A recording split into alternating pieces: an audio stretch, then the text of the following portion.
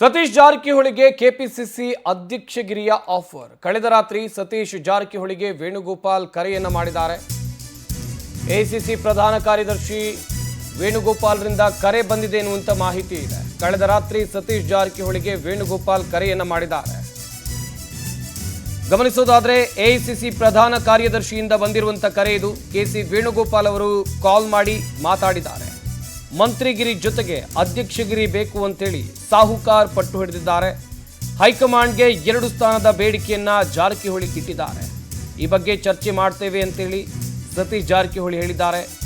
2028ಕ್ಕೆ CM ಆಗುವಂತ target ಅನ್ನ ಸತೀಶ್ ಜಾರಕಿಹೊಳಿ ಇಟ್ಟುಕೊಂಡಿದ್ದಾರೆ.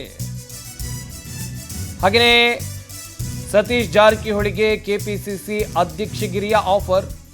ಹೈಕಮಾಂಡ್ ನಾಯಕರು ಕೊಡ್ತಾರಾ ಕೆಪಿಸಿಸಿ ಅಧ್ಯಕ್ಷ ಗಾದಿಯನ್ನ?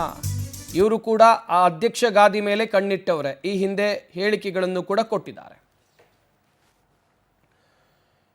ಈ ಬಗ್ಗೆ ಇನ್ನಷ್ಟು ಮಾಹಿತಿಯನ್ನು ಕೊಡ್ತಾರೆ ನಮ್ಮ ಪ್ರತಿನಿಧಿ ಶಶಿಧರ್. ನ್ಯೂಸ್ ಡೆಸ್ಕ್ನಿಂದ ನೇರ ಸಂಪರ್ಕದಲ್ಲಿ ಜಾಯ್ನ್ ಆಗ್ತಾ ಇದ್ದಾರೆ.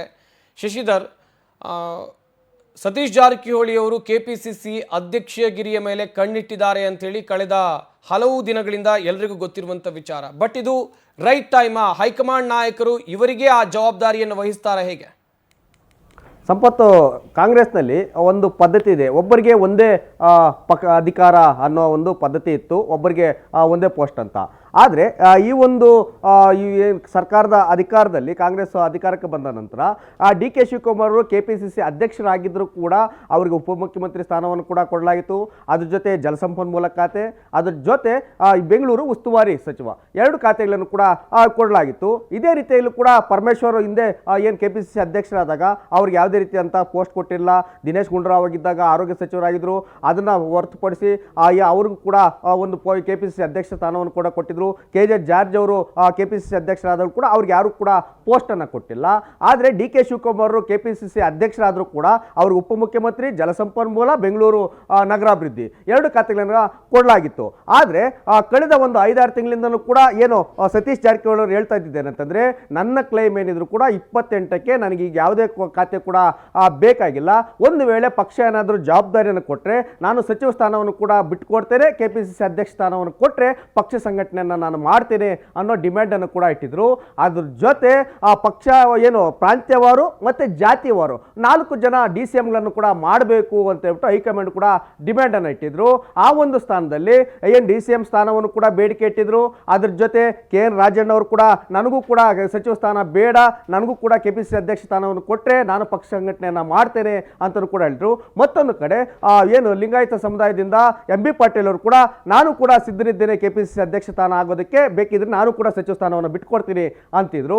ಈ ಒಂದು ಚದುರಂಗ ಆಟದಲ್ಲಿ MB ಪಾಟೀಲ್, ಏನು ಸತೀಶ್ ಜಾರಕಿಹೊಳಿ, KN ರಾಜಣ್ಣ 3 ಜನರು ಕೂಡ ಸಿದ್ಧರಿದ್ದಾಗ ಈಗ ಹೈಕಮಾಂಡ್ ಸದ್ಯಕ್ಕೆ ಸತೀಶ್ ಜಾರಕಿಹೊಳಿ ಅವರನ್ನ ಡೆಲ್ಲಿಗೆ ಬರುವಂತೆ AICC ಪ್ರಧಾನ ಕಾರ್ಯದರ್ಶಿ ಅಂತ ಸುರ್ಜೇವಾಲಾ ಮತ್ತು KC ವೇಣುಗೋಪಾಲ್ ಇಬ್ಬರು ಕೂಡ ಸತೀಶ್ ಜಾರಕಿಹೊಳಿ ಅವರು ಕೂಡ ದೆಹಲಿಗೆ ಬನ್ನಿ ನೀವು ಅಂತ ಕೂಡ ಕರೆಯನ್ನು ಕೂಡ ಕೊಟ್ಟಿದೆ. ಇದೆಲ್ಲ ವಿಚಾರ ಕೂಡ ಚರ್ಚೆ ಮಾಡೋದಕ್ಕೆ ಈಗಾಗಲೇ ರಾಹುಲ್ ಗಾಂಧಿ 10 ಗಂಟೆಗೆ ಏನು ಬ್ರೇಕ್ಫಾಸ್ಟ್ ಜೊತೆ CM ಮತ್ತು DCM ಇಬ್ಬರನ್ನು ಕೂಡ ಸಭೆ ಕರೆದಿದ್ದಾರೆ. ಅದ್ರ ಜೊತೆ ಅದೇ ಸಭೆಯಲ್ಲಿ ಯಾರನ್ನ ಏನು ಪಕ್ಷದ ಅಧ್ಯಕ್ಷರನ್ನಾಗಿ ಮಾಡಬೇಕು, ಯಾರನ್ನ ಸಚಿವ ಸಂಪುಟದಲ್ಲಿ ಹೊಸದಾಗಿ ಸೇರ್ಪಡೆಯನ್ನು ಮಾಡಬೇಕು, ಸಿದ್ದರಾಮಯ್ಯನ ಏನು ಅಧಿಕಾರದಲ್ಲಿದ್ದಾಗ ಯಾರೆಲ್ಲ ಮಿನಿಸ್ಟರ್ ಆಗಿದ್ರು ಅವರನ್ನು ಕೂಡ ಸೇರ್ಪಡೆ ಮಾಡ್ಕೊಳ್ಬೇಕಾ, ಏನು ಕೆಪಿಸಿಸಿ ಅಧ್ಯಕ್ಷರ ಜೊತೆ ಒಬ್ಬರ ಜೊತೆ ಒಂದಷ್ಟು ಜನ ಉಪಾಧ್ಯಕ್ಷರನ್ನ ಮಾಡಬೇಕಾ, ಕಾರ್ಯಾಧ್ಯಕ್ಷರನ್ನ ಮಾಡಬೇಕಾ ಅಂತ ಹೇಳ್ಬಿಟ್ಟು ಕೂಡ ಸಂಪೂರ್ಣವಾಗಿ ಚರ್ಚೆನ ಮಾಡ್ತಾರೆ. ಸದ್ಯಕ್ಕೆ ಸತೀಶ್ ಜಾರಕಿಹೊಳಿ ಅವರು ಏನು ಕ್ಲೈಮ್ ಮಾಡಿದ್ರು ಆ ಒಂದು ಕ್ಲೈಮ್ ಈಗ ಸಮಯ ಬಂದಿದೆ. ಹೀಗಾಗಿ ನಾಳೆಯಿಂದನೇ ಅವರು ಪದಗ್ರಹಣವನ್ನು ಮಾಡ್ತಾರಾ, ಇಲ್ಲಾಂದರೆ ಸೋಮವಾರ ಡಿ ಕೆ ಶಿವಕುಮಾರ್ ಮುಖ್ಯಮಂತ್ರಿ ಸ್ಥಾನವನ್ನು ಅಲಂಕರಿಸ್ತಾರೆ ಅಂತಲೂ ಕೂಡ ಹೇಳಿದ್ದಾರೆ.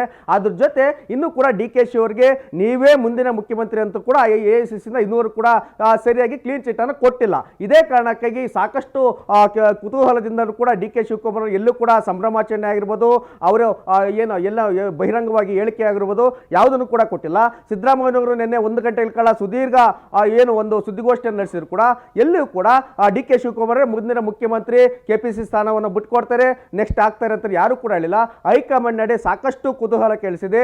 ಏನು ಸತೀಶ್ ಜಾರಕಿಹೊಳಿ ಅವರಿಗೆ ಏನು ಹೆಚ್ಚುವರಿ ಸ್ಥಾನವನ್ನು ಕೊಟ್ಟು ಮುಖ್ಯಮಂತ್ರಿ ಡೆಪ್ಟಿ CM ಅನ್ನ ಮಾಡಿ, ಅದೇ ರೀತಿ ಹೇಳ್ಕೊಂಡು DK ಶಿ ಅವರು ಯಾವ ರೀತಿಯಾಗಿ 2 ಪೋಸ್ಟ್ಗಳನ್ನು ಪಟ್ಟಿದ್ದಾರೋ ಅದೇ ರೀತಿ ಹೇಳ್ಕೊಂಡು 2 ಪೋಸ್ಟ್ಗಳನ್ನು ಕೊಡ್ತಾರಾ ಅಂತಲೂ ಕೂಡ ಕಾದು ನೋಡ್ತಿದೆ. ಯಾಕಂತಂದ್ರೆ ಈ ಸತೀಶ್ ಜಾರಕಿಹೊಳಿ ಅವರು ಇಷ್ಟು ದಿವಸ ನನಗೆ KPCC ಅಧ್ಯಕ್ಷ ಸ್ಥಾನ ಮಾತ್ರ ಸಾಕು ಅಂತಿದ್ರು.